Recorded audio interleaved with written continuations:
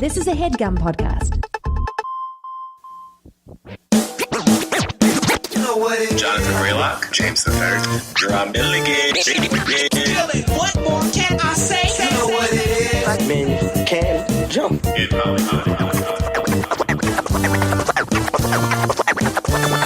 Black actors, man. Black actors. All right. Welcome to Black Man Can't Jump in Hollywood. James III doing his signature gat sounds. My gats to open up the show. Well, Jerah's not here to yell at you. Gerard's not here. I know. It's sad. He's we're recording this during the holidays. It's during the holidays, and Gerard is with his family. We're releasing this after the holidays. Yes. But okay. yeah, Gerard's with his family. All right? But we brought in an amazing guest to replace Jerah, maybe forever. Maybe forever. It's like that Destiny's Child. You know how That's right. Do you know how they found out that they were replaced? What? How? Oh, my God, They no. were sat down and they were shown the Say My Name video, and they weren't in it. That's what Matthew Knowles did. Stop it. What? First of all, I love that video, but It's amazing. Oh, yeah. But he sat them down to show that they were replaced by Farrah and Michelle Williams. right. Whoa. and then they didn't even Forget use their- Farrah. What's that? And then they were like, didn't Farrah, even really get use- out of here. Yeah. Yeah. Yeah. That's crazy. But did they do the vocals for Say My Name? Yeah. That's messed up. So they won the Grammy Ooh. with Beyonce for co-writing it. But Michelle, You are blowing my mind right Yeah. now. That was That's big crazy. That's crazy. Wow. Okay, all right. Well, Gerard, listening to this, goodbye forever. Yeah. Matthew Knowles will sit him down. Yeah, we got to get Matthew in. Yeah. But in your lovely headphone, with the lovely voice in your headphones, I was saying in your love. Maybe you do have lovely headphones. Yeah, on, maybe the lovely voice in your lovely headphones. the lovely voice in your lovely headphones is none other than Dylan Marron. Everybody, slow clap, guy. slow clap. Slow clap. And perhaps you're like, who's Dylan? Man, I don't personally know Dylan. Yeah, well, in case you're feeling that. I bet I don't though. know Dylan. Yeah, Tell me who's who's Dylan? Dylan? Discovering yourself. Yeah. But you've probably seen his every single Come on, you have definitely seen it. So you he have has definitely seen a it. series of YouTube videos called So I'm trying to think of the full title exactly. It's like every single word spoken by a person of color. Boom. In and then In. I mean, the best is the Harry Potter ones because Yeah. it's so crazy. It's so big, and there's like, what? How much then was that? you- Like 3 minutes of like 7 films. It was 6 minutes and 40 seconds out of 19 hours and 20 minutes. that is insanity. That's insanity. It's insane, and you don't realize it. You don't I mean, at realize- least I mean, you do and you definitely- don't. I was like, to point out that it's like spoken by. Then Yeah. you realize, like, oh, those characters that are just sitting at the table. I mean, I know aren't who they saying it, are. you know. It's the what's the black kid's name? I don't He has know. dreads. Dean Thomas. Dean Thomas. Okay, Oh, well, thank you. No, you're thinking of Jordan. So the announcer of the Quidditch games Right. is Jordan something. Oh. Dean Thomas is the guy who's now in How to Get Away with Murder. Oh, Right. Who grew up to be Right. very attractive. Yes, he is. In my I humble mean, opinion. a striking man. He's a very striking striking. man. And then I don't know anybody's name. See, I don't know anybody. I honestly do not know But like anybody's name. Patil twins and Cho Chang and wait, who are the Patil twins? the two Indian sisters who Harry and Ron take out I to the barely dance in remember a that. Goblet of Fire. Oh, okay. Yeah. And then Cho Chang. Cho Chang, who I do remember, 'cause she's like Harry Potter's like love interest. Yeah. Like That's a his second. boo. There's She a barely boo. talks, huh? There's a really good spoken word poem that I actually saw live, but it now like went totally viral on YouTube about this. It was a young Asian American poet, and she was making the point that Cho Chang is an impossible name because it comes from two different cultures. So it's just this totally hyphenated. Oh, yes. Thank East is you. East kind of Cho thing. Chang. Oh, Yeah. we have to find that. Wow, that's crazy. Yeah. And guys, we're doing the film To Wong Foo. Thanks for everything, Julie Newmar. It is a long title, It's a long title. Very long time. but it stars Wesley Snipes, Patrick Swayze. And John Leguizamo. John Leguizamo. And I personally, I had not heard of this film, but my goodness, like, just I'm going to do first impressions. Sure. It was freaking awesome. Yeah. I thought this film was great. I was like really surprised by a lot of things. I mean, we'll get into it, but I was just like, whoa, where did this film come from? And like, we were watching the trailer before we started recording, but like, they do what I was thinking in my head was like, oh man, you got Patrick Swayze and Wesley Snipes, who are very like macho action Straight hero. up action stars. You know? Action stars in the 90s and early 80s, and they're in drag playing very real, honest, like, not. I didn't think they were caricatures. I felt like every actor was trying to do, you know what I mean, their best at taking on this role, but I kind of did feel like they were caricatures. Okay, I would love to talk about that. Yeah, I felt like, I mean, first of all, I saw this movie when I was young. Yes. So I did not watch it with a critical lens. I was just like, fuck, this is crazy. Yeah. To see, can I curse? Oh, yeah. yeah. Oh, yeah. Fuck. I was like this, fuck. That's all I'm going to say. Yeah, Okay, great. yeah. Fuck.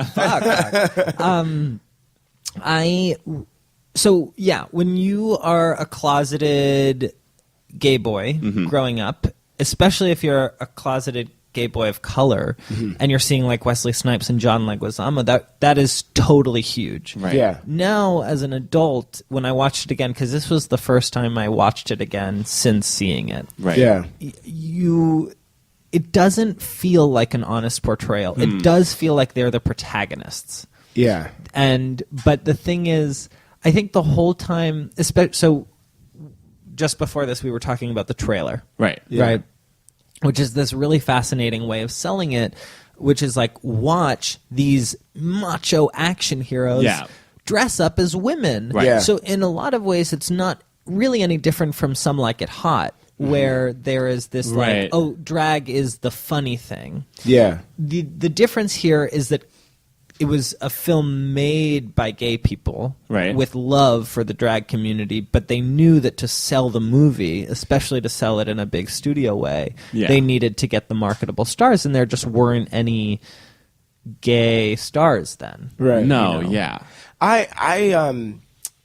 So I struggled while watching the movie with, are these caricatures or are these actors just doing a good job? And so I like, you know what I mean? Like I teetered on a line the whole time. But in the beginning, when you see them all doing the celebration, the contest. It's like the contest. Oh, right. And then we get set up. and so we see how Patrick Swayze and Wesley Snipes and John Leguizamo are playing these characters, and then we see like RuPaul comes out, and it's like, oh, we see how she is different than how they are, you know, and you know, and not that they aren't committed to the character, but that like there's definitely a difference there. Yeah. Okay, wait. First, let me just set up, because I realized we didn't really set up, just in case of people who haven't seen the movie. So essentially, it's New York. We start out in New York City.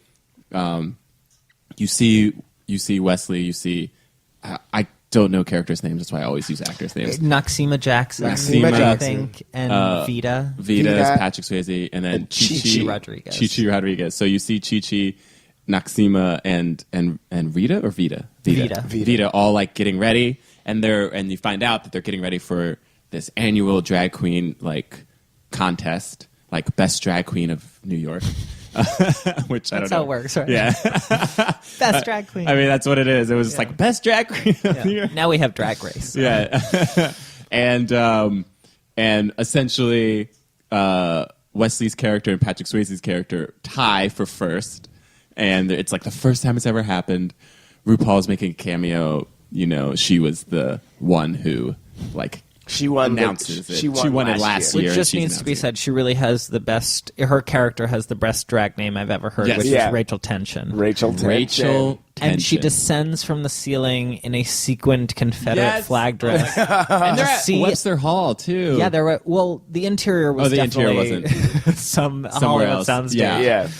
but the outside was like Webster Hall, and so essentially they win, and then like Chi-Chi, John Leguizamo's character, just like cries and runs off. Trips, runs runs in front off. of him. They find her in the stairwell crying, and they're like, and Patrick Swayze's character is like, "Oh, I feel bad for her. Let's take her on our trip to Hollywood. We'll sell our plane tickets," which they do, and we'll buy a car, and then we'll just do this like trip. And so that's like kind of like the first third of the movie is like them like on this trip, and then the last 2/3 of the movie is like their car breaks down, and they're stuck in this like town for a couple of days, and it's like this southern. Did they even say where they were? Because I remember like he was like, "You think you're in West Virginia? You're not in West Virginia. You're not. You're far away from there." But I don't know if they ever say like where they are. I don't know. Well, they either. shot in Lincoln and Omaha in Okay. Nebraska, but Okay. I feel like the point is that you're nowhere. You're know, nowhere, like, yeah. the idea is don't root it in a real place, Right. So it's Right. like every place. I feel like the reason they didn't root it in a real place though was to not like offend any one state, Right. because they pick.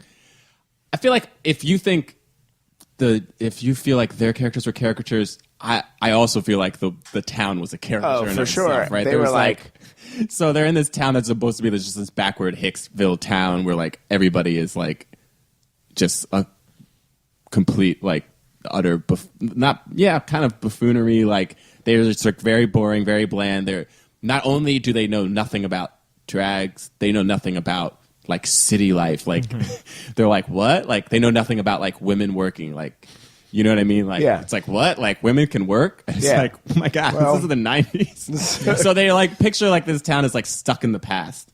And so they're there, and then they like basically make over the town. And everything works out in the end. And then, Chi-Chi wins the Best Drag Queen of America contest. Yeah. So yeah.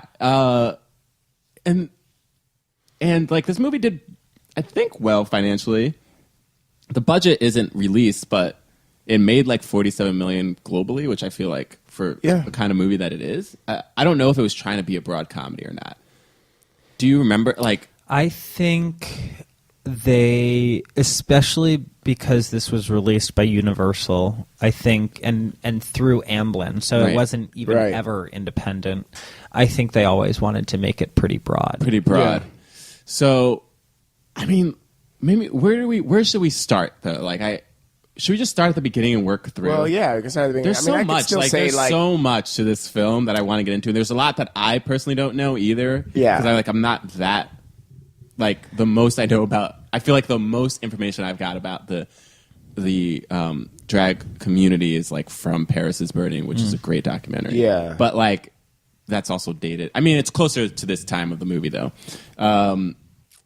So there's a lot that I don't know, but and there's race in this. There's like so Right. much race. I mean, I took this a lot film. of notes. Yeah. And yeah, if we just start at the beginning and work through. So yeah, I mean, maybe let's talk about the fact, like, are these people caricatures or not? Like, are they trying to play real people or not? One of my first notes is just none of these men are gay, and then in parentheses I wrote Wesley Snipes, Patrick Swayze, John Leguizamo, and then Robin Williams shows up, and it's like, okay, no, these men are not gay men playing these characters. That was striking to me already. So you're saying you're talking about the actors not the being actors gay, are not gay, but they're playing gay men, which is but- like still happens in Hollywood. Totally. Very prevalent. right. It happens a lot. And it's really interesting now that we're seeing posters of the Danish Girl with Yeah. Eddie Redmayne. Right. Many of them feature Eddie Redmayne looking like a cis man, Yeah. So Right.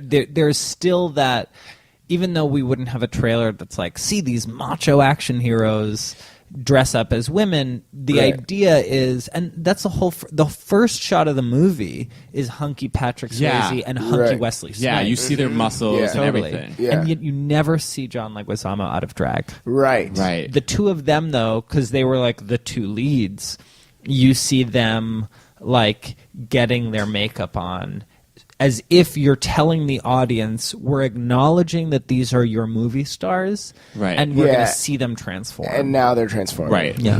Which, yeah, there is an artistic reason for that too, though, isn't there? Like for like seeing this transformation, like.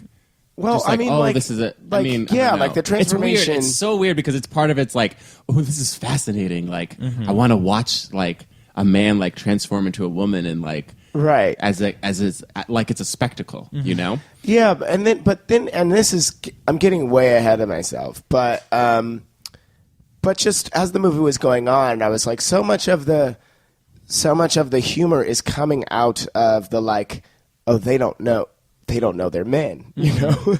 Like there was so much of that kind of humor, and I was and not knowing. I have seen Paris is Burning. It's been a long time, but not knowing what the ethos of the drag community is. You know, is that supposed to be part of it always? Do you know what I mean? Like, is it supposed to be part of it that you are looking at a man be a woman, or you know what I mean? Or well, am I? That's a good. I mean, because Wesley kind of breaks this down, and in like a scene in the movie, he's like, "There are gay men." Like, do you have the exact quote? Yeah. Yes, because like it's a great quote. Because that quote, I was like, when he said it, I was like, is this the thing? Like, is this like? I know we have so many more now, Right. but it's just like. I mean, so Wesley Snipes as Noxeema Jackson breaks it down, and it's funny because. Well, we learned Patrick Swayze's birth name, right? Yes, Eugene. It's Eugene. But we never really acknowledge anyone else. There's no backstory for the other two at all. No. Which So is there is this interesting. acknowledgement that, like, we are just going to live in these people's lives Right. in drag. Yeah. So Wesley Snipes, they're driving in the convertible before the convertible breaks down early on in the movie. And there's tension between Wesley Snipes and Noxeema Jackson and Chichi Rodriguez. And he turns to the back of the convertible and says, "You are simply but a boy in a dress." Right. When a straight man puts on a dress to get his kicks, he is a transvestite. When a man is a woman trapped in a man's body and has an operation, he's a transsexual. Right. And then Chichi Rodriguez pipes in, "I know that."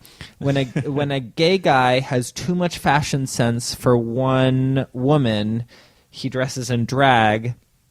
And then the dig is, and when a little Latin boy puts on a dress, he is simply a boy in a dress. Right. Which, by today's standards, is totally wrong. Yeah.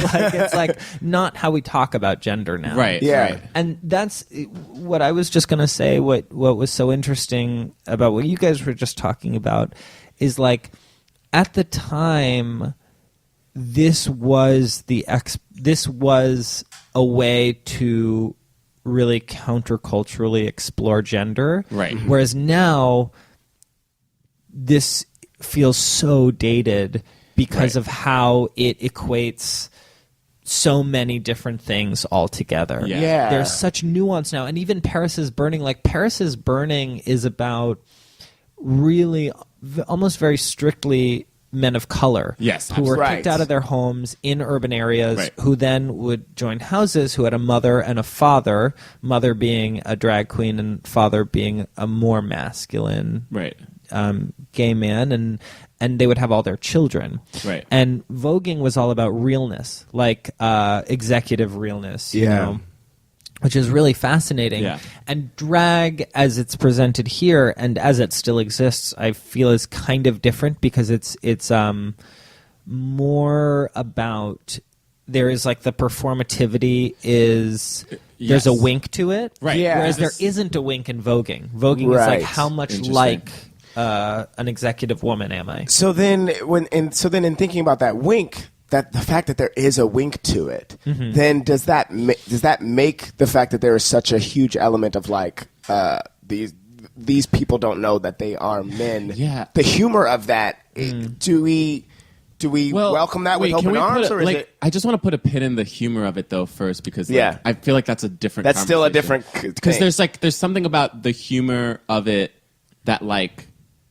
one I feel like needed to be in the movie because it was like a movie, but also the way that they did it, I was like this is so interesting, like on so many different levels. But Right. but just in terms of like the question that I wanted to know, and I feel like it's still in the same vein, is Yeah.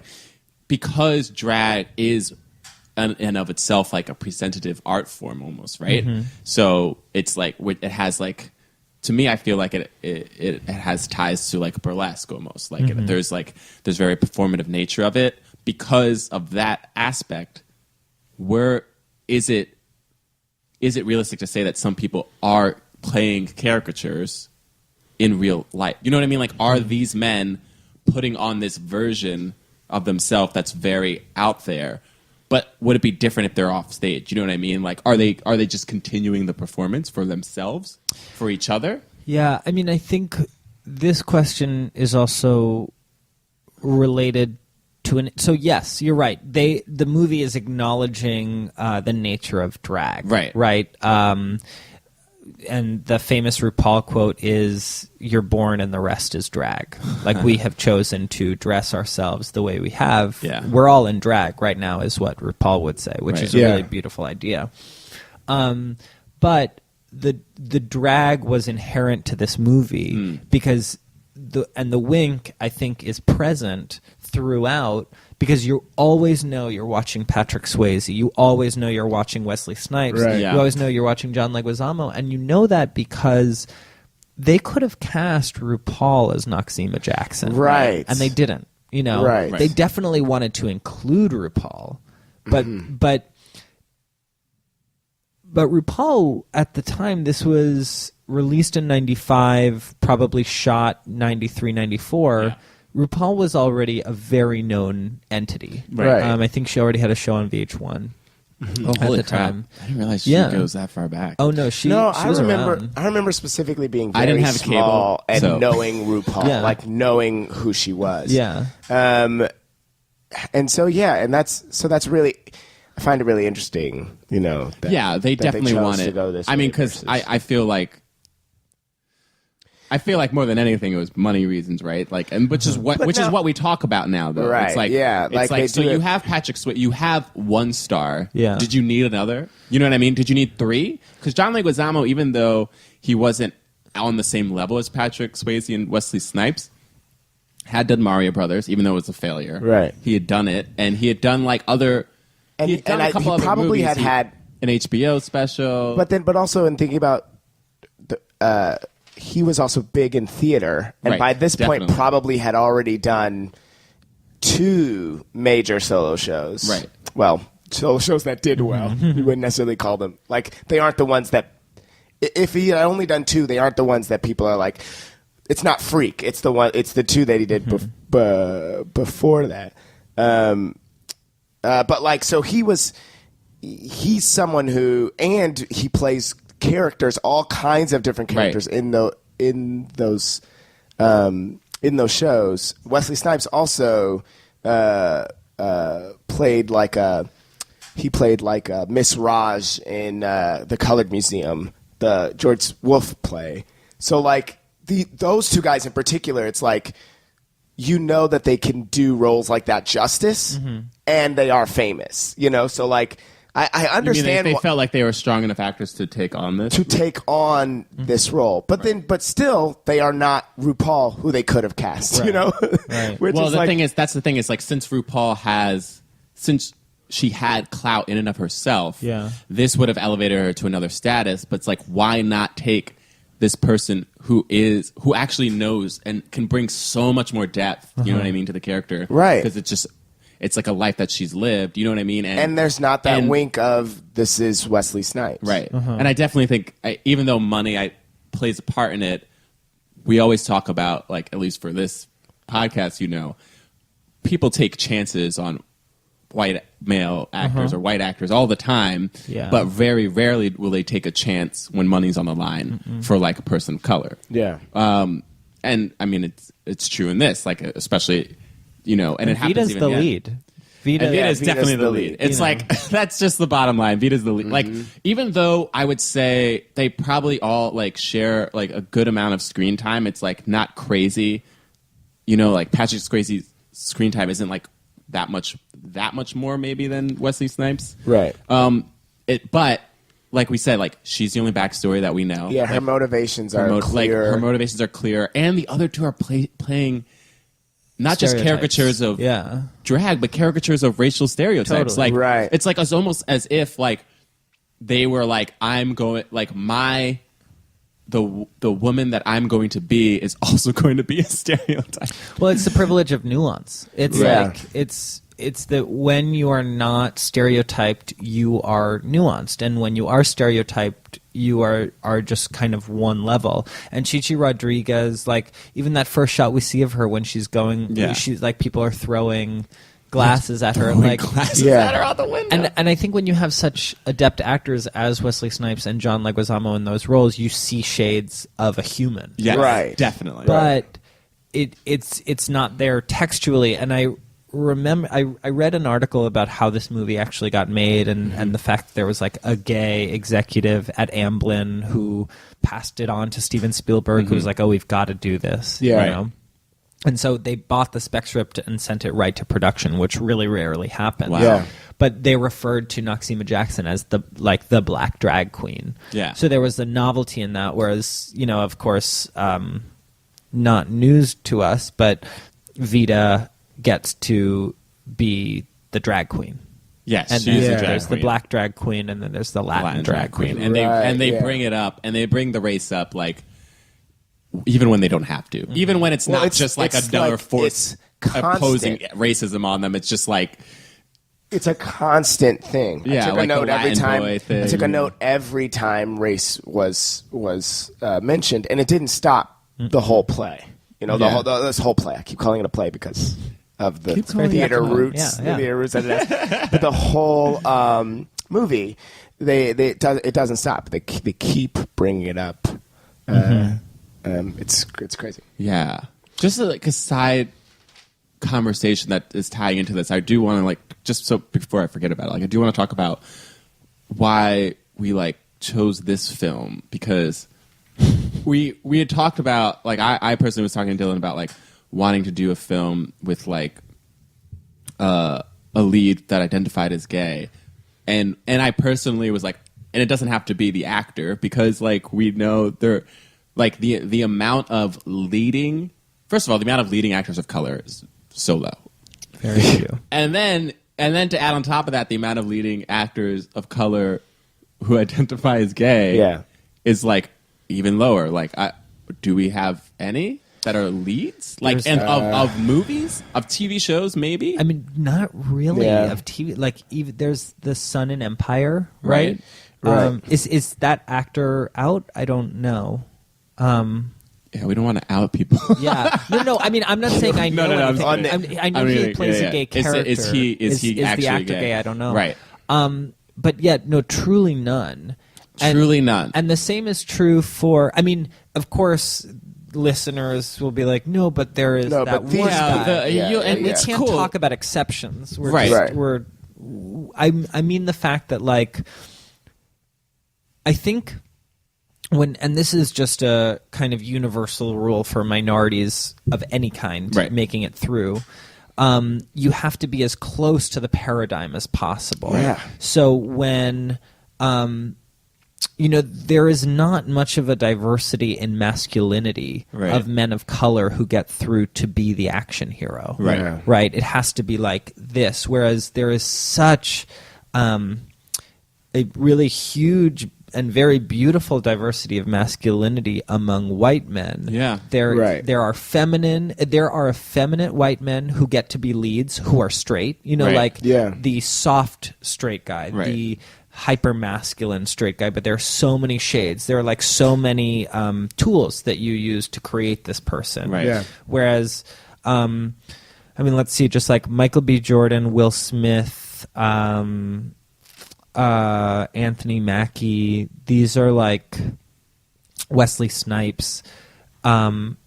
They're such different people, Yeah. but they have been made to fit this one mold. one thing Right. that they fall into for sure. Yeah. So Same with gay men too. Right. I think it's like who is the most masculine. Neil Patrick Harris. I don't think he and I have anything in common, but Yeah. he's the gay guy who gets through because well, you're there's- both very attractive men. Then. Oh well, Yeah. thank you. I always like to drop a little for the listeners For who the don't listener, see. you don't know. Anyway, yeah. If y'all don't know, it's true. I could just be a That's not blob. even you Yeah, know, you wouldn't. nobody They don't knows. have no idea. I A could blob be- that's speaking. Yeah, like a crayon strike on paper that somehow got a voice. But Yeah. Sorry, did I cut you off? No. I think there's so much to talk about here, Right. but Yeah. you steer us. And then the other thing was like, even in terms of, so put that aspect to the side, which is already like, wow, 0 or whatever. You guys can tell us like a leading actor in movies, and probably please- can't. please I mean, do we were if even you- doing a TV, and we couldn't really think of that many. Like, Yeah. so putting that aspect to the side. Now the next thing is like, okay, well, what about a movie, even if it's played by a straight actor, but the leading role is a person of color who is gay? How many movies do we have? Because we thought we were talking about 6 Degrees of Separation. 6 Degrees of Separation was the one. So we have this movie, which is not even, and I would argue 6 Degrees of Separation too. Like both of those are supporting roles. Yeah. They're Yeah. not really the leads, right? Like, Yeah, if don't- Wesley like, Snipes were nominated for this, it probably would have been in the supporting supporting, and Will Smith, Yeah, for sure. Will Smith too, because it was Yeah. like Donald Sutherland and Carrie Fisher, and like it wasn't really. It was like he came in, but like it wasn't really about the story. Wasn't No. central to him. He was just like the point of contention to the Right. story, which is a play, I think. And right, there are originally. some indie movies, right, like, which we're throwing Yeah. those out, right? but like, Right. and those are. I mean, but it should be said, like, the ones I'm thinking about now are queer women, like Yeah. Pariah. Yeah. The D. Reese movie, and again, like really well made, but there is that uniquely to communities of color, Right. I think among black men, and I know among Latino Right. culture too. Of course, we see, and then there's the Hank Azaria character in The Birdcage, right? Right. Like a white guy playing this caricature of a gay person and a Latino person. Yeah. But there, I mean, really, I think we're just landing on a lot of stuff to talk about. But to tie it in the easiest bow we can, it's that there are such limitations when you get to the nuance within minorities. Right. Right? Like, you want to throw, like, gay and black together? Ooh, like, Goodness, yeah. Yeah. don't. It's like it's and then- already hard to do Yeah. gay. It's already hard to do black. Right. When you put those together, and then it's already hard to do women. So I it's just- like gay black women. I just remembered a character. You're the last person to get a movie. Yeah.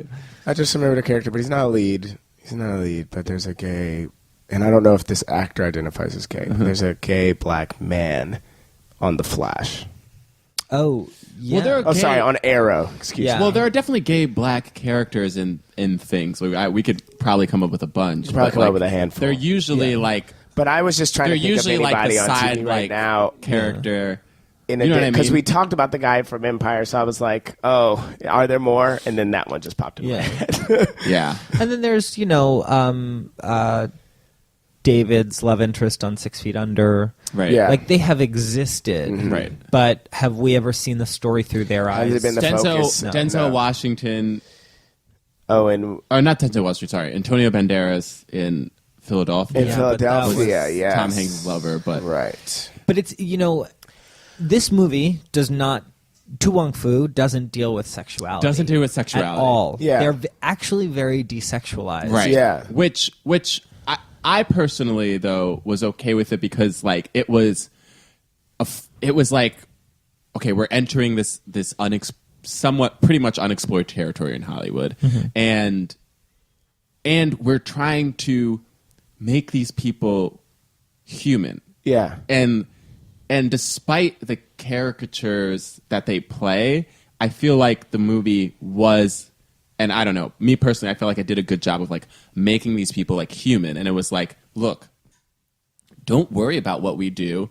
Don't worry about who we sleep with. Don't worry about whatever. It's just like, when you see me, recognize that I am also a human being. Right. And just because you're scared or you haven't seen this kind of like this lifestyle that I'm living doesn't mean that you can treat me like I'm not a human being. Yes. I mean, that reminds me of what I was thinking about with John Leguizamo.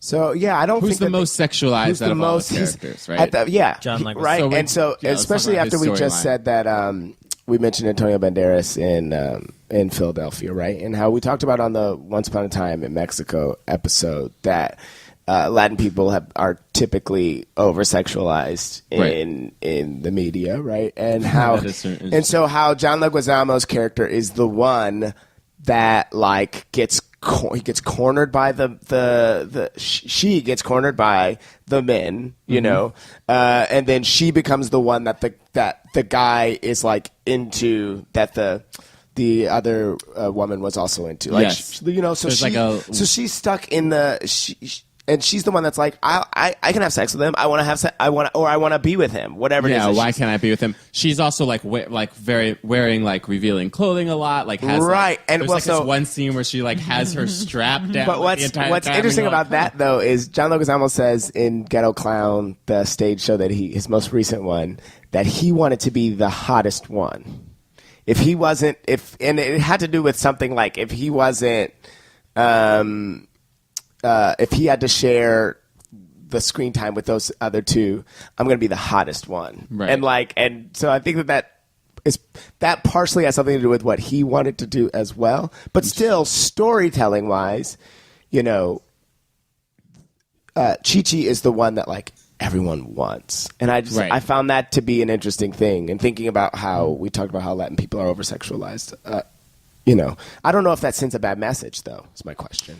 I mean, yeah, I think I don't think it sends a bad message because there is so much difference here that is being presented to the American audience that you're not really acknowledging race because it's like, whoa, this is so different. This is not three women on a road trip. Right. This is three drag queens on a road trip. Which is interesting that you bring up that point because I'm always thinking about like maybe the reason that they had these people like Wesley Snipes and John Leguizamo playing like racial stereotypes is because they're like, look, we got to focus on one thing, and we got to fit this in your head. Yeah, we can't make so like let's make sure that the black person acts like a black person, and the Latina acts like a Latina, and so these are familiar tropes and concepts, and so we're introducing this one new thing of like men who dress up as women who like men,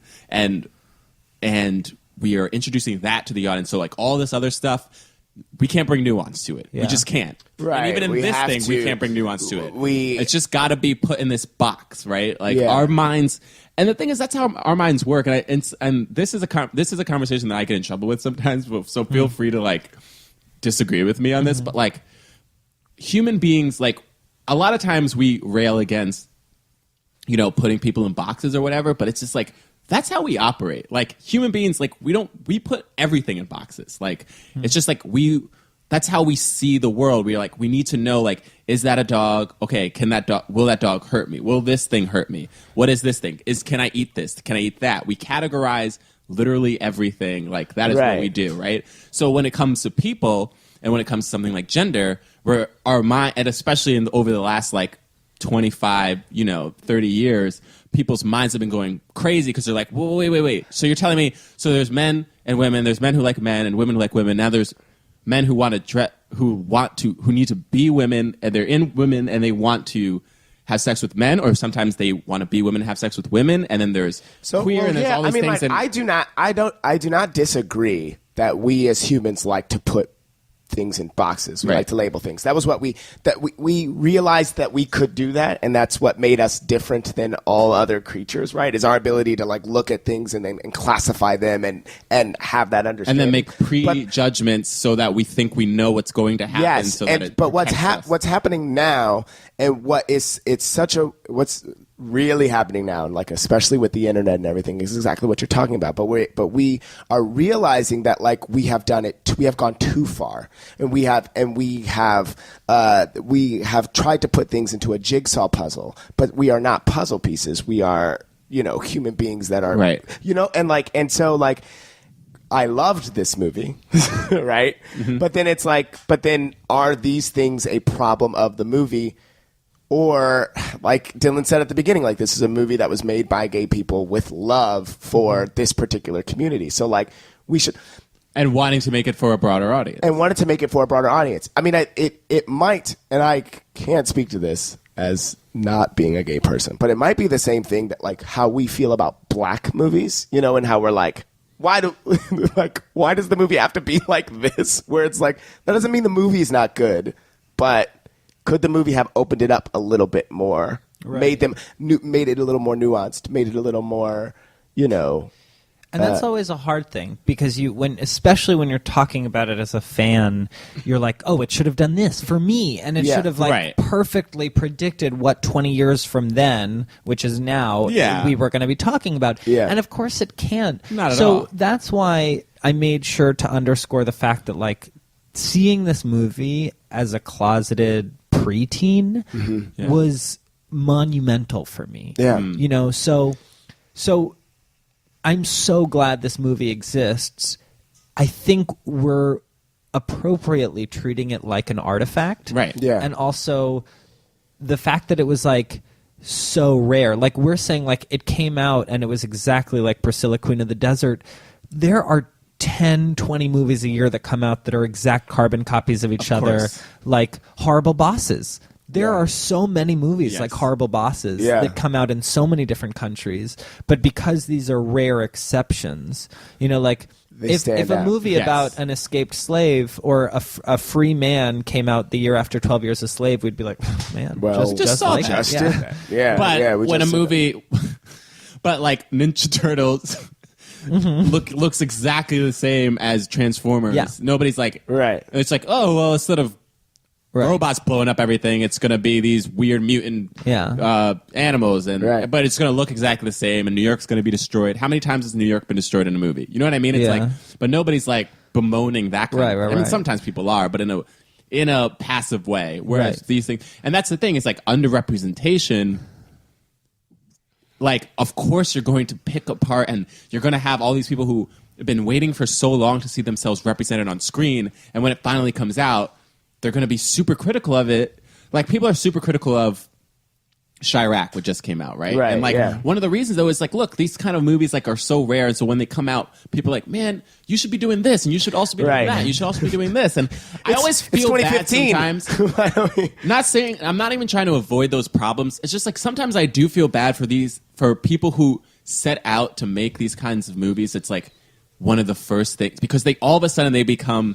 It's like they're the token, right? Mm-hmm. And like they're representing everything that we haven't seen. And so when it comes out, people have so many problems. They're like, well, you're a symbol and a beacon now, and you need to be perfect. Right. And it's like, they can't be. Like, they can't be perfect. I think we've talked about this before, so there's no point in me just completely repeaing it. All right, great. Then do it. It's like so but it's like the, it's like when Fresh Off the Boat happened, and the author of the book was like, this is not my book. You're not even doing my book. You are making these other characters, these characters that are a little more. There's like a little bit more of stereotype happening with how they're being rendered, and like it's not a complete adaptation of my book. And you're doing all blah, blah, blah. But then in the first episode, there's the moment when one kid calls Eddie Chink, and he's like, oh, great. We are still talking about something. We at least get to have that. And I have also been of the school of like, yes, people need to see this thing that's a little bit more digestible because of the labels and all the stuff that you were saying.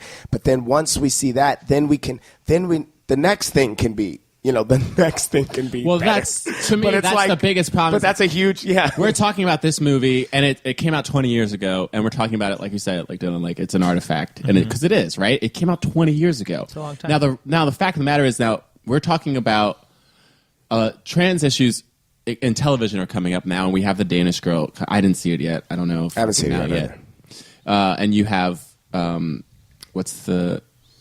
what is it on Amazon? Oh, I just finished it today. Transparent. Season 2.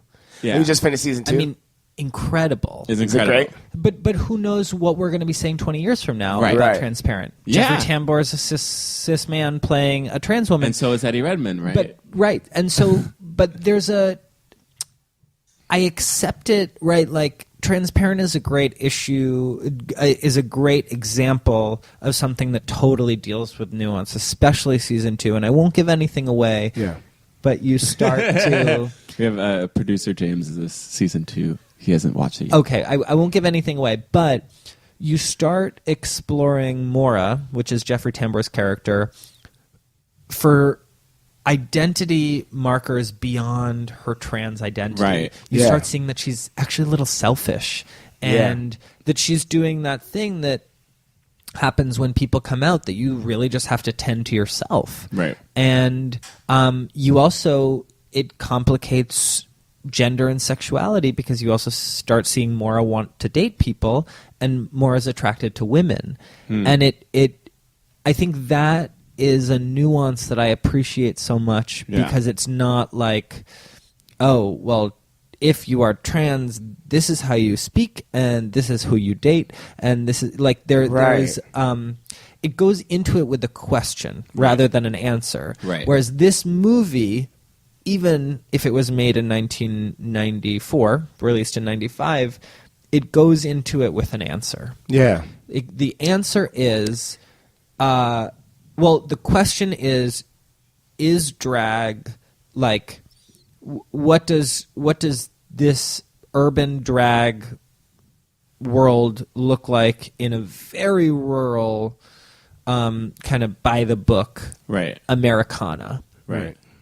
And then there is a magical smile bow at the Yes. end that's like, oh, they just come in and they make it fabulous. They make everything Yeah. fabulous. You know? They become our friends. They Right. fix things up for us, and they they kill know, names. but they know not to cross the line of, like, don't get into romantic relationships with anybody. Right. Don't make anybody question their They own almost do, identity. you know. So they explore that a little, but the thing is, all of that stuff, I appreciate it. I appreciated John Leguizamo. So his character Chi-Chi, like, is falling in love with this, like, you know, this one boy in the town who essentially is like the one, like, good one. Like, he really is. He's like the one good one. Like, everybody else, they literally travel in a pack. Like, they're a pack of hicks. Like, it's like, Yeah, it's a pack of hicks. Like, honestly, I would like sometimes I don't care about white people being offended, but I was like, this is a little bit offensive. Yeah. Like, you're showing, like,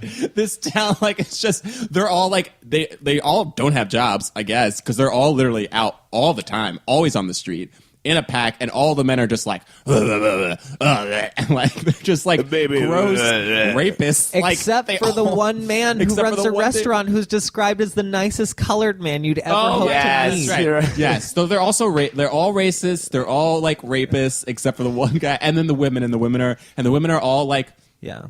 beat down, and, like, and they've been put in their place, and they're like, what? We don't know any other world other than this. Like these drag queens come in and, like, free the women, and then, like, put the men in their place, and they're like, oh, and they kind of just are like, okay, which doesn't make any sense. Like, right? Like, realistically, I'm like, why did they change their mind? Because he grabbed your nuts at one point.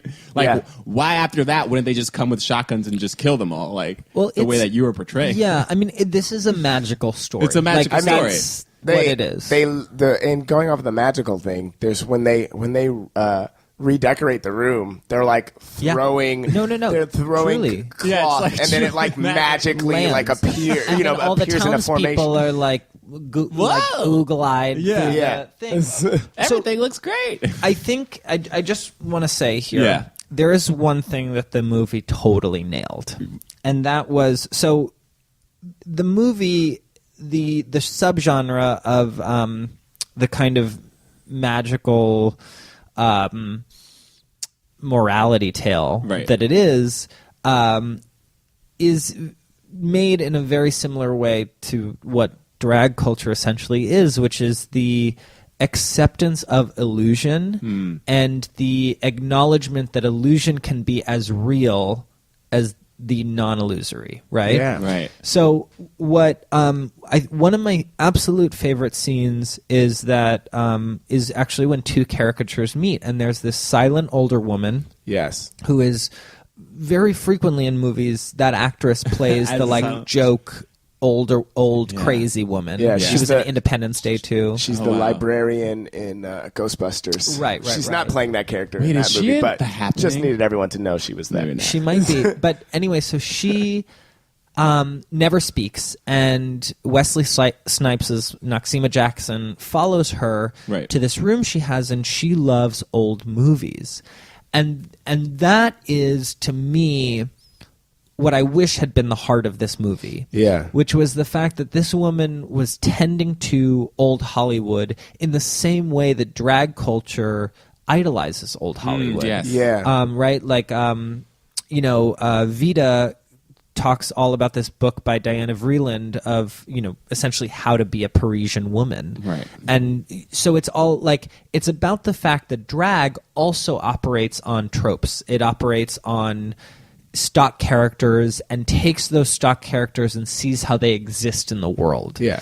And then Wesley Snipes sits down and talks all about black actresses, or Noxeema sits down and talks all about black actresses that she loves. Lena Horne talks about Dorothy Dandridge, how she never stooped to play, these are Noxeema's words, but never stooped to play the maid, and never stooped to play anyone else until white Hollywood kicked her out. Right. So we're idolizing this woman who refused to play into stereotypes, and we're seeing a new stereotype of the black gay man be birthed right in front of us. Right. Yeah.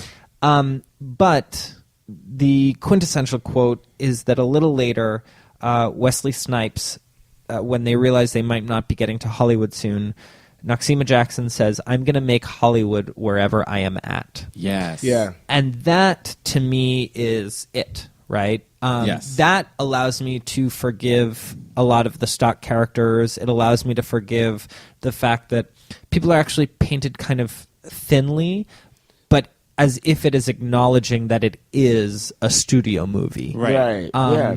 So, and the thing is, that's what the movie's doing too. It's making Hollywood The whole movie. wherever it's at, and it's meeting Hollywood where it has to meet Hollywood at the time. Right. Yeah. I don't think this, if this exact script were made and filmed like this now, I don't think it would get distribution. Yeah. Right. Not because we would be uncomfortable seeing drag queens, but there is so much more nuance in how we talk about gender, and what you were talking about with boxes before. It's like, yes, I think humans are predisposed to think in terms of boxes, but it is because of people speaking up that we have expanded those boxes, and there are pathways between each of them. Right. So yeah, much more nuance. So making Hollywood wherever you are at is kind of like also the motto of the internet too. Yeah. Making Hollywood wherever you're at. Making Hollywood wherever Hey you're at. guys, it's me. Selfie time. Yeah, absolutely. Okay, maybe we can go back to now this point about the comedy, like how this film uses comedy, because I guess this film is a comedy. Like essentially, at the end of the day, it's a comedy. I mean, it's hilarious to me. Yes. It's so interesting though, because like for me personally, watching this in 2015 as a grown adult, knowing all the things that I do in this time period, when they hit the road and like the first time, and it's prevalent in the film, they acknowledge it. Like when they hit the road and like the first time they have to stop, like I was always like, oh my God, what are they going to do? Like, where are they going to sleep? What are they going to, and when they first stop, like Patrick Swayze and Wesley Snipes' character are both like very nervous. Yeah. They're like, oh crap. Like we knew we had to stop. Hey, we're stopping now, and they're like so scared, and I was scared. Like watching, I was like, "Oh my God! Like this is how are they going to get through Middle America?" As not just it's like first of all, three women traveling across America is scary. So then you take that, it's like three men who are dressed up as women and identify as women traveling across, and then two of them are people of color. It's like, holy crap. Yeah. This is a lot of danger. And they treat all these moments with like, they have that there. I feel like they acknowledge the fear, but then they like erase it with comedy. Like, so the first time they get pulled over, like they're just mistakenly identified as like part of the women's basketball team. Mm-hmm. And you have this like funny scene with like Wesley Snipes like in like a cheerleader outfit almost, like playing basketball. And he does like an expert layup. Yeah, it's it's like a perfect layup. And like it's like super like excited about it. And then like whenever, so there's this sub story of like this cop pulls him over, very racist, tries to basically rape Patrick Swayze's character. She punches him out, and then like they think that maybe he's dead. He's not. He like gets up and he's trying to find them this whole time. He's like, I'm going to kill him because he's made fun of by all the other police officers by being knocked out by a girl. And he's like, it wasn't a girl, it was a boy dressed up as a girl. And they're just laughing at him more. And so he's like filled with rage and hate. But every time you see him, I don't know if you guys notice this, the soundtrack is like funny. I was like, funny? This guy's trying to kill these people. I like mean, he's straight trying to murder them. I think that like, well, go ahead. What were you going to say? No, I was just going to say it does offer a critique of the like police state, you know. Totally. And specifically of white policemen, because you also reveals how racist he is. So it isn't like Hollywood movies in that like, oh, the policemen are here. Thank God help is here. Right. It's like, oh, fuck, the police you're are scared. Here. You're nervous. And there's, you know, like it is a satire of alpha masculinity, of both the cops who are making fun of him and Chris Penn, the cop himself. Which he's a great actor, and I thought he actually brought a very layered performance to this role that could have been very caricature in and of itself. But like there was something about the way that he was doing it was like he was like confused and scared, and I have to give credit to Tessa, my girlfriend, who like pointed this out. I didn't really pick up on it that much, but like maybe he himself is questioning his own sexual identity. You didn't pick up on it? I didn't really pick up on it. I thought he was just going. I thought they were just showing him going crazy, but then I was like, oh, when she pointed it out, I was like, oh my God, you're absolutely right. Yeah. He's gay. Like he is, and he's like talking about it in the bar like men dressing up as women with their muscles. I mean that. And you're like, that's one of my favorite parts of the movie. He says something like they have the occasional whiff of aftershave. Like just that was such a specific thing for him to be like, you know, like that was clearly a window into this guy's soul. And he's like, and then they hold each other in their arms. Tight, you know, like it's like he's very longingly thinking about what this would be, you know, and like clearly he was attracted to, you know, to Vida, and so it's like, well, then where, you know, what, and because that whole thing of them being mistakenly identified as women, like I don't know how much it holds up. Like the film didn't do a great job at like telling you when people didn't know, but like I feel like at the end of the film they were just like, yeah, everybody knew the whole time. Like it almost felt that way, like the way that they ended it, because it was like, well, at least what's her name? Tucker Channing's character did. Yeah, but then when the cop comes and he like calls them out, and it's like their drag, like nobody in the town's like, what? Yeah, like you never have that moment of everybody being like, wait, those were men dressed up as women the whole time. No, you do because the thing is just they at that point, at least how I took it, they at that point have grown to like them so much that they don't even care. That they don't care. You see the one nice guy go, drag. Oh, like he has like a moment of like drag. Oh wait. Or like dressed up as men, what? Or dressed up as women, whatever it is. He has a moment where he realizes what he had been missing this whole time. And there is like a similar thing in a lot of gay movies from the 90s where at the end there is that moment when everyone says, I am blank. Right. So at the end of this movie, everyone's like, I'm a drag queen. I'm a drag queen. Yeah. And there's like such a it feels like a Ryan Murphy fantasy of like, oh, we're all gay, you know? But the same thing happens at the end of In and Out. Mm-hmm. When everyone stands up and is like, oh, I'm gay too now. Yeah. And I just feel like that is one of the most representative moments in 90s gay movies about like, oh, like the dream is like, what if everyone realized we were all could identify with that. We could all be gay, and not that we are truly all gay, but that we are all gay. Right. I mean, right? But not that we're all gay, but that we're all gay. And then that's talking about boxes, because then it's like, oh, well, there's no box. It's like you are neither this nor that. You're somewhere on this like Kinsey scale. Yeah. 50 Shades of Grey. That doesn't make any sense. I do want to. We've been talking a lot about like how this film deals with all of these different things. But in thinking about the comedy thing, I loved that like every time something heavy happened, it was immediately punched with something humor. You know, when the cop first shows up, his first line is like, you know, we're not too fond of white girls running around with niggers and spics. Yeah. And it's like, oh shit. But then it's so what happens right after is so funny. And then I think that like when the music comes on for him, it's so that we can realize that this guy is not to be taken serious. Or like this film won't go there. Or I think it really was to be like I think it was setting people's minds that he's like, don't worry, we're not going to have him actually murder anybody. Like he's going to be a fool, and we'll make sure they're kept safe. And it was also, that was the moment that you were like, oh, is this like Thelma and Louise? Right. Yeah. Right. And then it's like, oh, this movie is an alt Thelma and Louise, where it's like the illusion of Thelma and Louise. Right. And you're right. Like, I was terrified in that moment. I was again, terrified. too, now, watching it again. Yeah.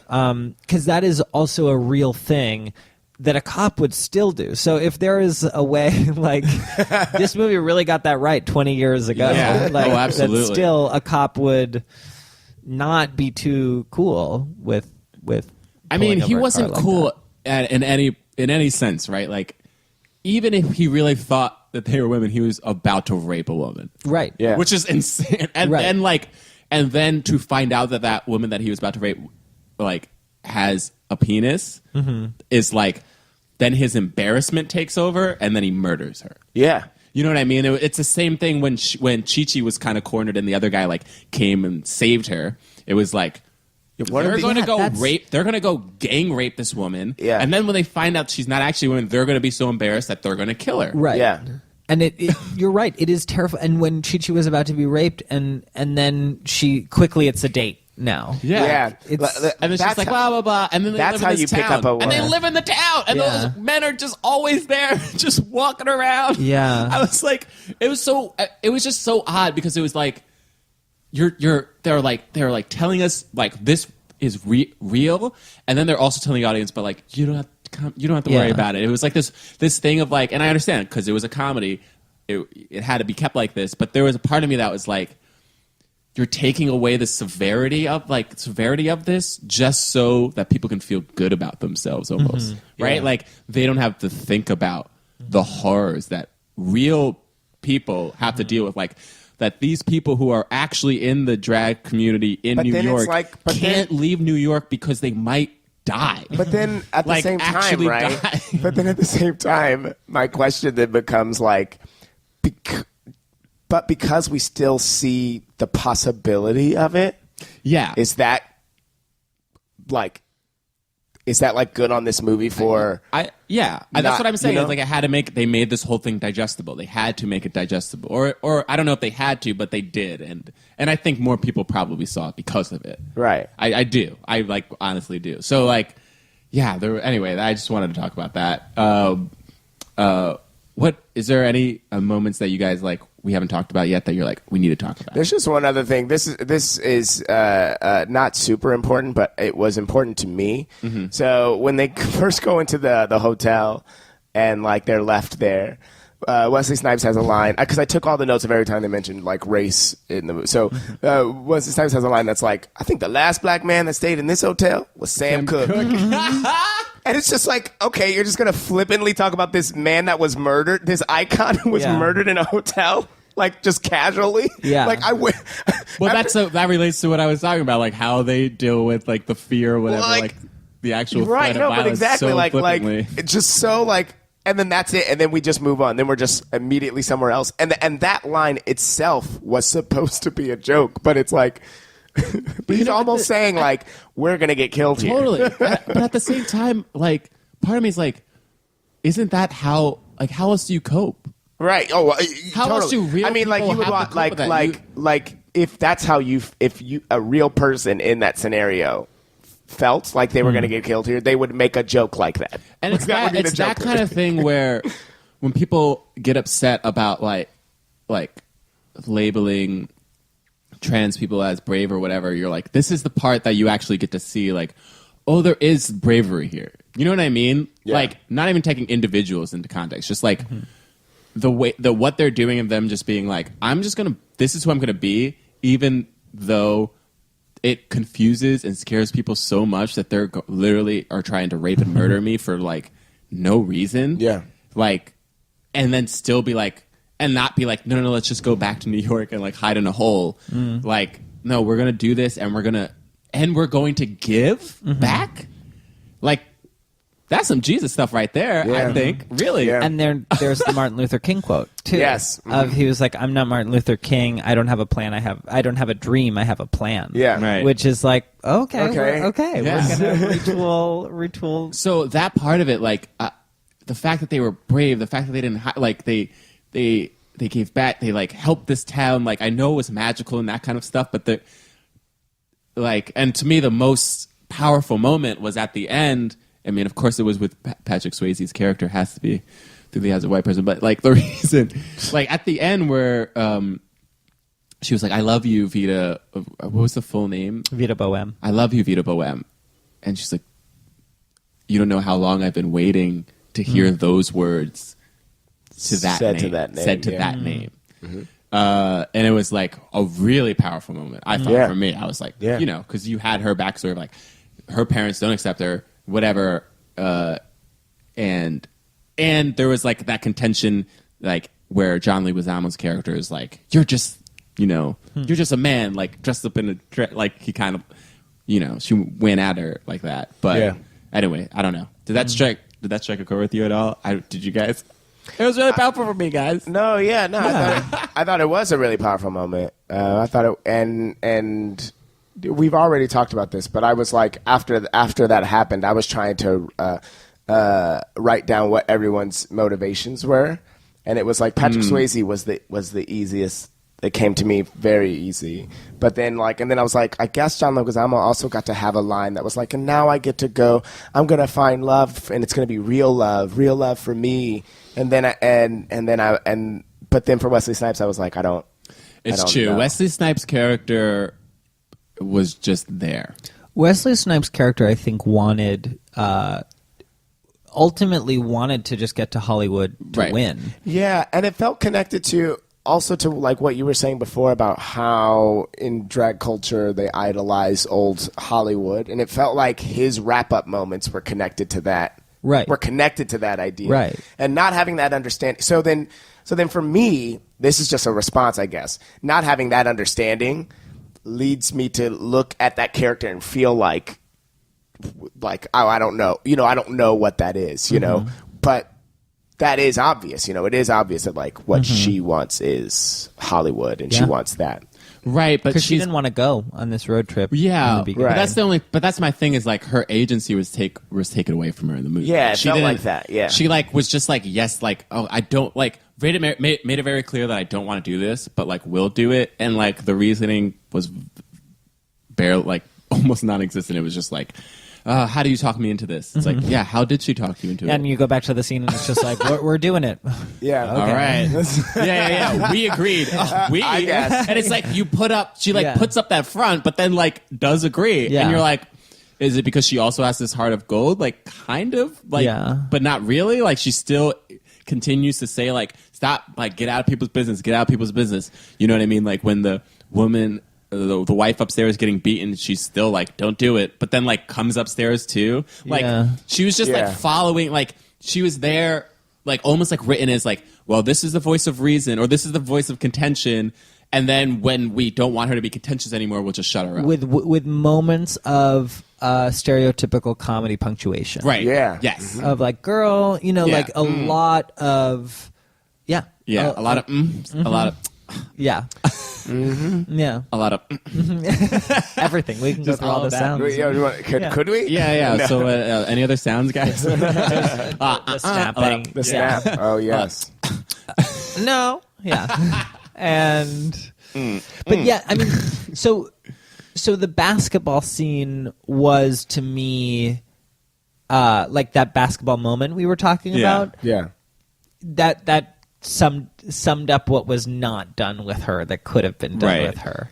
Yeah. And that's a great question to ask, like, what is the want of these characters? Right. Because the basketball scene just proves, like, oh, haha, black man in a dress. Let's Yeah, let's have him like play really good at basketball, playing ladies basketball. Yeah, but in a way that wasn't fitting for the character. Like, would the Right. character like basketball? Yeah, Would she- why? Why did she? I mean, it stands out. Like Yeah. we have no like the fact like they are accepted in because they are more masculine, and so they are assumed that they are a part of this Right. women's basketball convention or whatever it is that's happening there. But then to see them actually play basketball, is only for that joke of black man in a dress, playing basketball, Right. Like that. Like we didn't need to see it at all, Yeah. but they wrote it, they put it there. Yeah.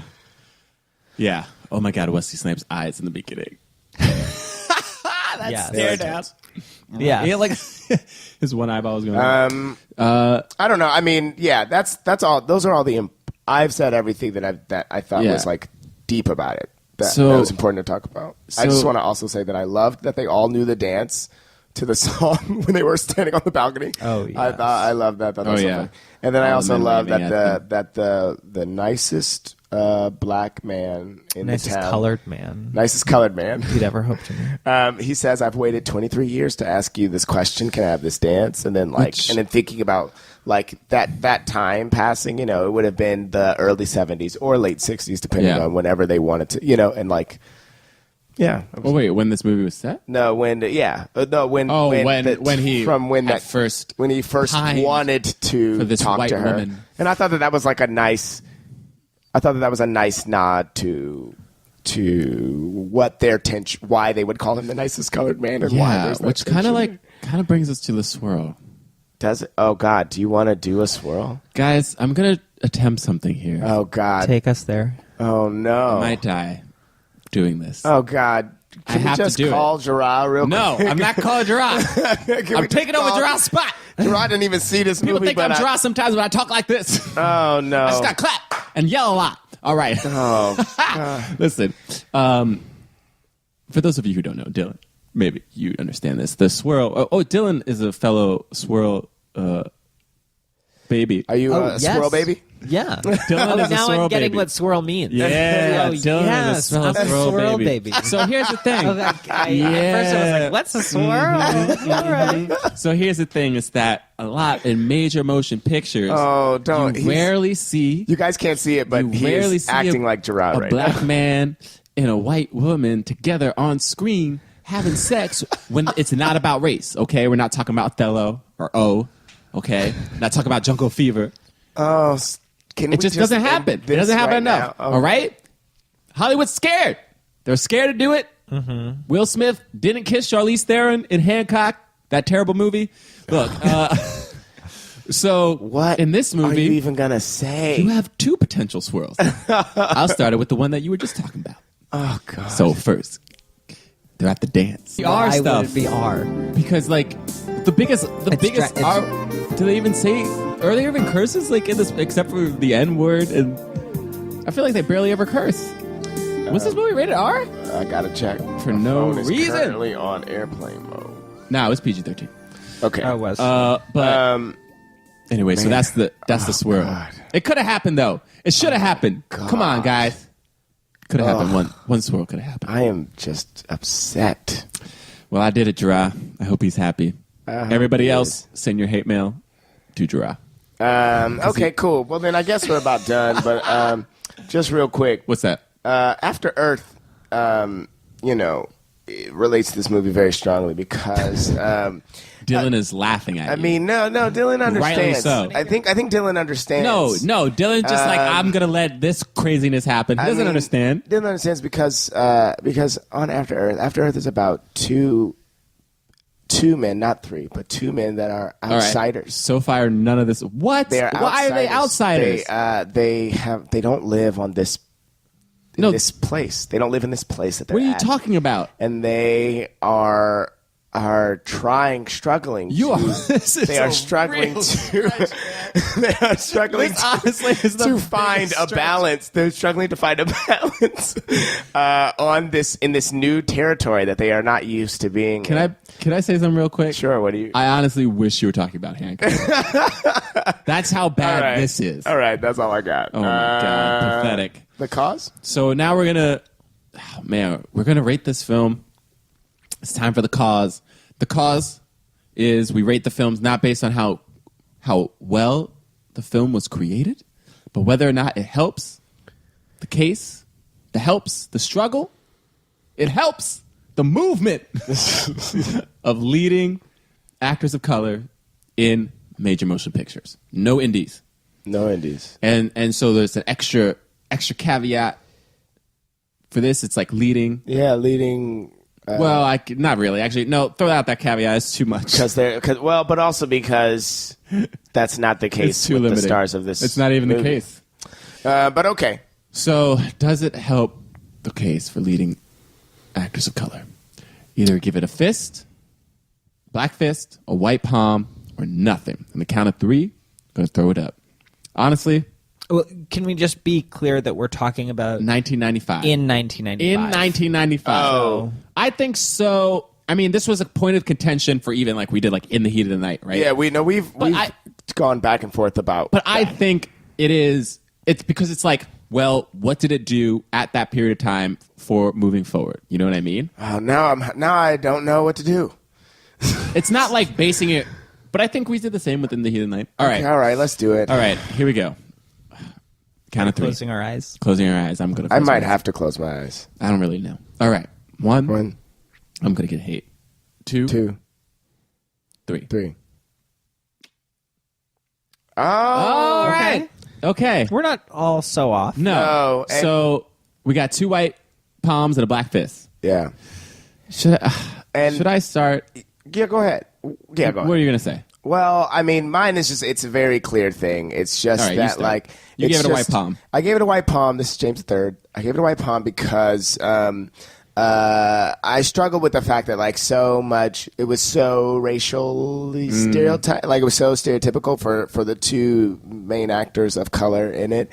But their performances and connected to the fact that we're saying that it was written with love. This is a movie that was written with love. Right.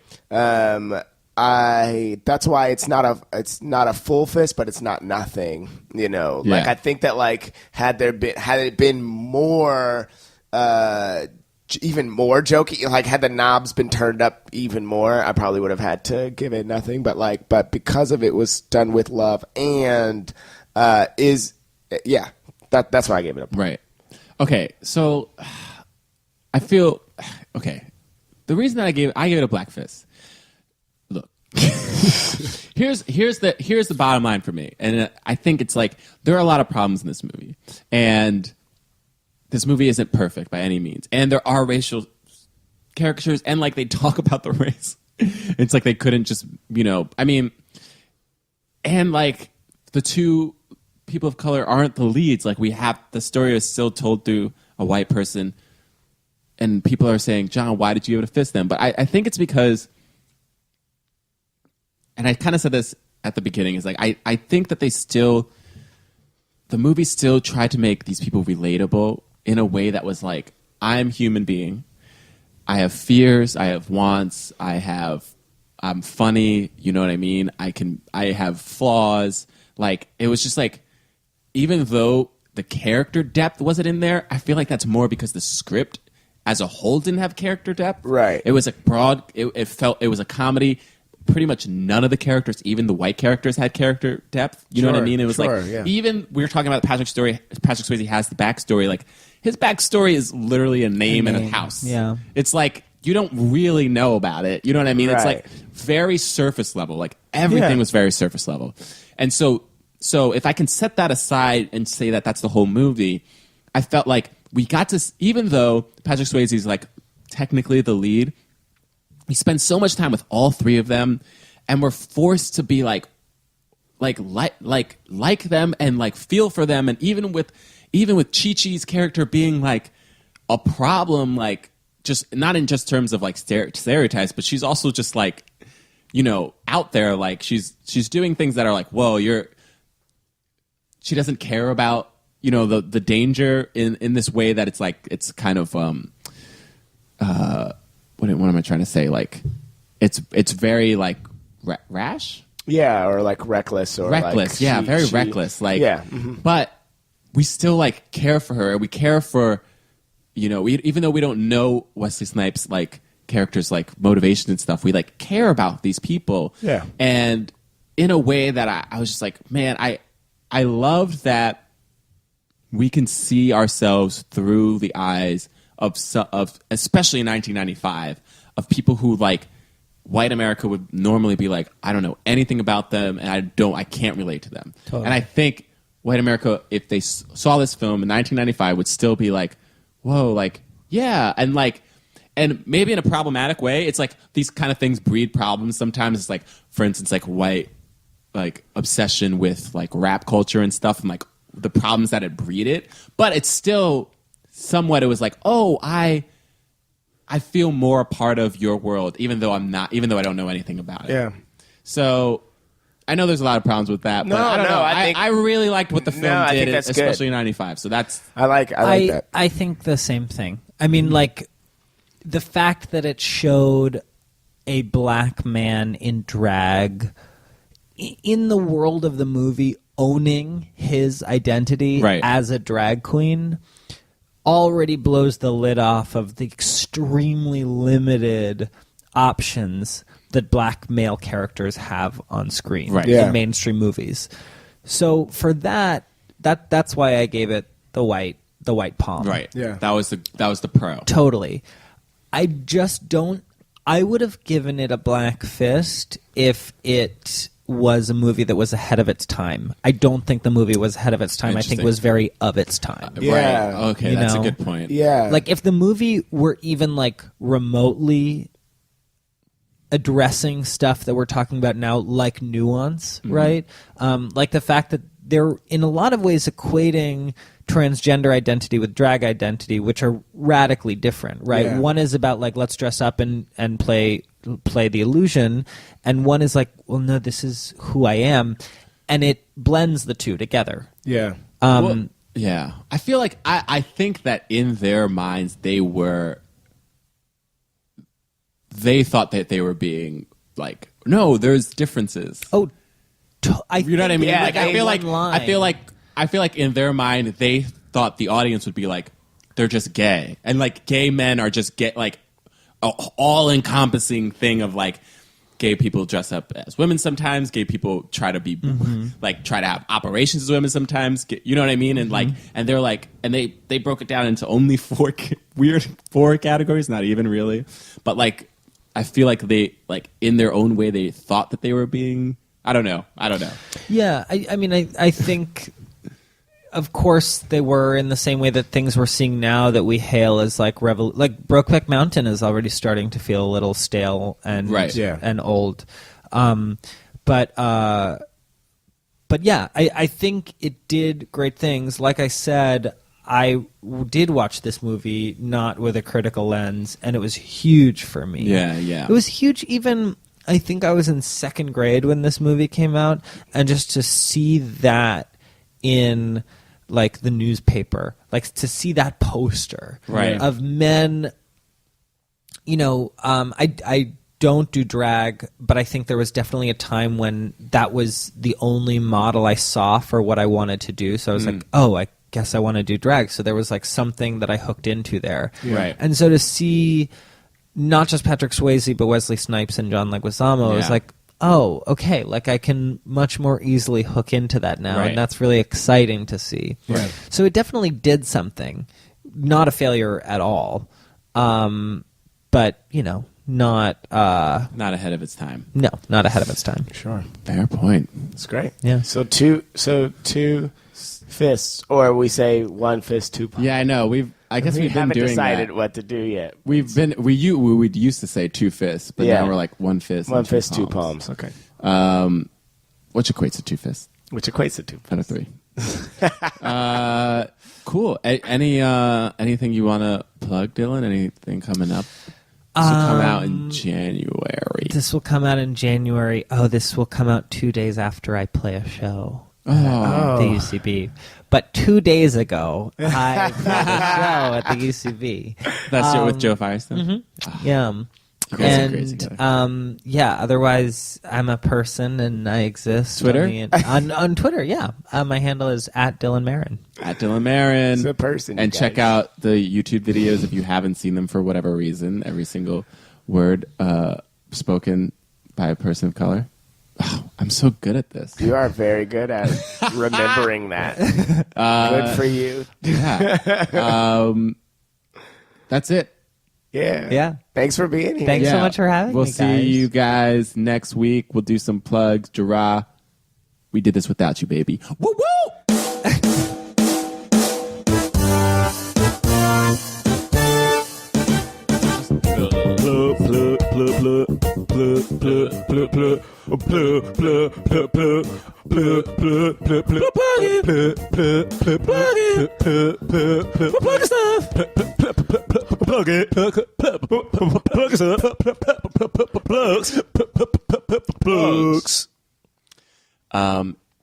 My name is Jonathan Braylock. Hey, John. You can find me at John Braylock on Twitter, JonBraylock. Twitter, Instagram. JohnBraylock.com is my website. Check it out for some show dates, for some videos, for some nice looking pictures of me. What?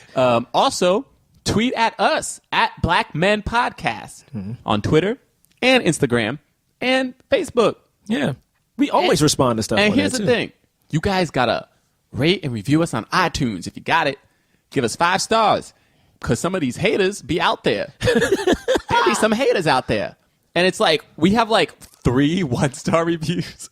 And somehow they bringing us down.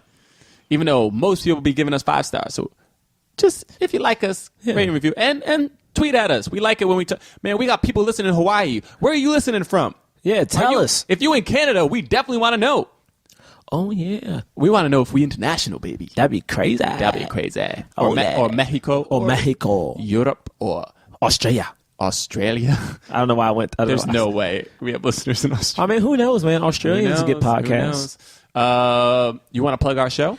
Oh, yes. Astronomy Club is a comedy improv sketch team, if you will, that stars myself, John Braylock, James, and 5 of our other hilarious friends. Oh, yeah? We have a show on Monday, January 18th at 8 p.m. Hey, Braylock, January 18th. Why do I know that That's date? Martin Luther King Day. Martin Luther King Day. Martin Luther King Oh, Jr. Day. so that's a day that people won't be going to work because they got the day off and should be celebrating things that are black. And Yep. our show, Astronomy Club, presents a journey through black history at the UCB Chelsea Theater, 26th and 8th. If you can get to New York City, come hang out. You should do something black that day.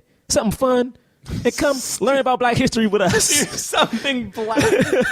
All right, yeah. Come to our show. It's only $5. Yeah. UCB Chelsea in New York City. Oh, James isn't here, so we got to plug James is james.com.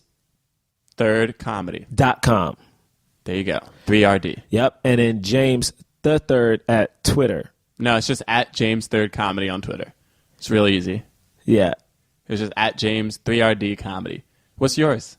Well, I don't know how to change What's it. your Twitter handle? His is really easy. 3RD. That's not easy. Nah, it's just third. 3RD. You know what? What's yours? You know, Hollywood Reject with the O. But you know what I found out? O, one of the O's is a 0. But you know what I found Which out? 0? Which O is the 0? Huh? I don't know. You don't even know. I don't know. What'd you find out? Well, I found out that if you just go on Twitter and search Jerah, my name pops up. Not that many Jerahs in the world. So once I figure out, Just straight Jerah? you can just put Jerah. You put Jerah M, you can find me. I'm the top one. So boo, shaka laka laka laka laka. All right, calm down. Booyah. Is that your? Oh, I have one more plug. If you go on Vimeo, a friend and I, Debbie Relic, we shot a pilot. We finally put it up. You can search for it at Quarter Life Episode 1. That's on Vimeo, Quarter Life Episode 1. Watch it. It got into a couple of festivals and stuff like that. So we very decided nice. to just like throw it up because we didn't make a lot of money after the festivals and no one put me in Star Trek 4 or something. So Okay, that's Did I make it sad? No, it wasn't happening. Yeah, cool. I think that's it for our plugs. Yeah. Does James have one? No. Oh, but next week you guys got to come out because you have a special guest on next week's episode. Another special guest. You just listened to Dylan Marron.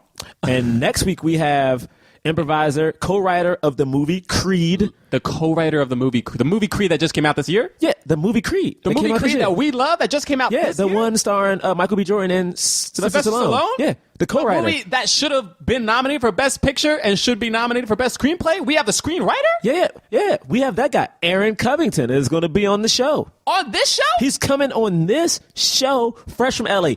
He's coming on a private jet because they give that to Creed has a private jet. So he's going to take his private jet over here and then he's going to like parachute out and just land in our... That doesn't make any sense. All right, that's awesome. What movie are we doing? We are doing Django Unchained. Django Unchained, Quentin Tarantino, Jamie Foxx. That's going to be intense. That's going to be... Y'all got to listen. Peace. See you next week. That was a HeadGum podcast.